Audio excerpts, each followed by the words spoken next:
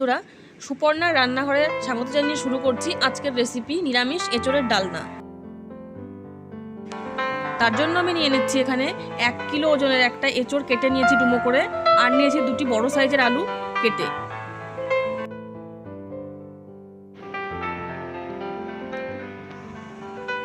এখানে মশলা আমি নিয়ে নিচ্ছি 1 চামচ আদা ও কাঁচা লঙ্কার পেস্ট, আর নিয়ে নিচ্ছি 1 চামচ জিরে গুঁড়ো, আর 1 চামচ ধনে গুঁড়ো। এর মধ্যে আমি একটুখানি জল দিয়ে মশলাটাকে একটু গুলে রেখে দেব।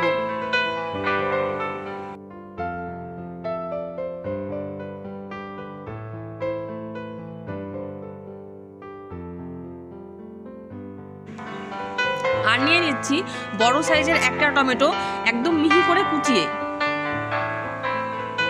এবার আমি গ্যাসে কড়াই বসিয়ে দিয়েছি।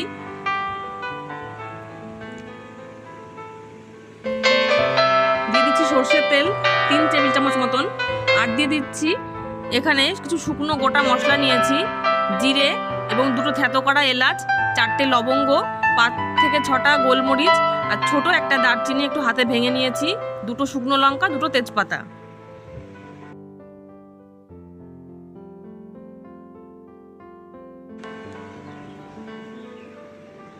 তেল গরম হয়ে গেছে, এবার এর মধ্যে আমি ফোড়নে দিয়ে দিলাম জিরে, দিয়ে দেবো শুকনো লঙ্কা, আর দিয়ে দেবো তেজপাতা।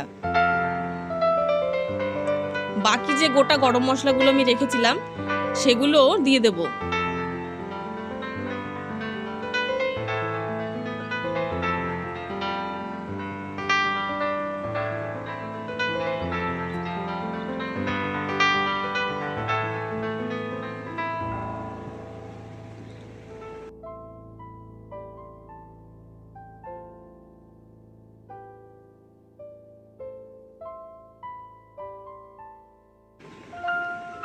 এবার দিয়ে দিচ্ছি টমেটো কুচি। টমেটো কুচিটা একটু ভালো করে নেড়ে নেব যাতে টমেটোটা একটু গলে যায়। আর দিয়ে দেবো এর মধ্যে 1 চিমটি লবণ, তাহলে টমেটোটা খুব তাড়াতাড়ি গলে যাবে।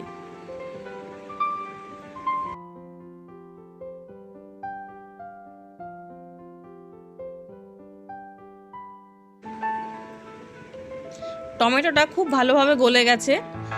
এবার দিয়ে দেব গুলে রাখা মশলাটা। মশলাটা একটু ভালো করে আমি কষিয়ে নেব।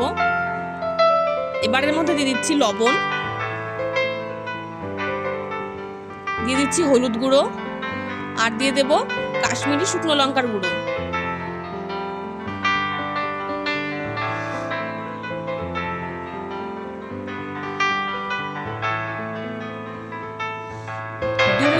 ভালো করে কষিয়ে নেব। কষিয়ে নেওয়া হয়ে গেছে। এবার দিয়ে দিচ্ছি এর মধ্যে টুকরো করে কেটে রাখা আলু। আলুর সঙ্গে আবারও মশলাটাকে মিনিট 3 ভালো করে কষিয়ে নেব।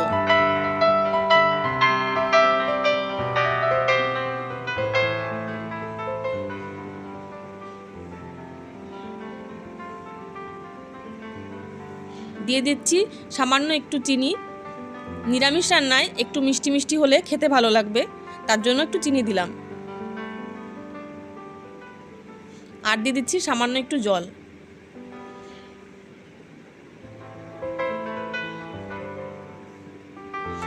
আলুটা আমার খুব ভালোভাবে কষানো হয়ে গেছে। এবার এর মধ্যে আমি দিয়ে দিচ্ছি এঁচোড়টা। এঁচোড়টা কিন্তু আমি একটু নুন হলুদ দিয়ে হালকা করে একটু ভাপিয়ে রেখেছিলাম। আপনারাও একটু ভাপিয়ে নেবেন, তাহলে এঁচোড়ের কষ ভাবটা চলে যাবে। আমি আবারও একটু জল দিয়ে দিলাম, দিয়ে ভালো করে কষিয়ে নিচ্ছি। এঁচোড়টা কষানো হয়ে গেছে। এবার এর মধ্যে আমি দিয়ে দেব 1 গ্লাস পরিমাণে জল।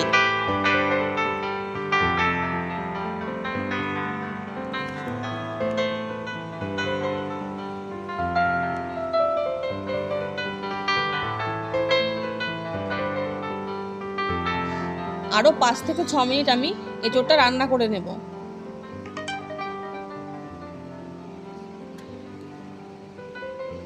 আমার এঁচোড়টা এখানে প্রায় হয়ে এসেছে।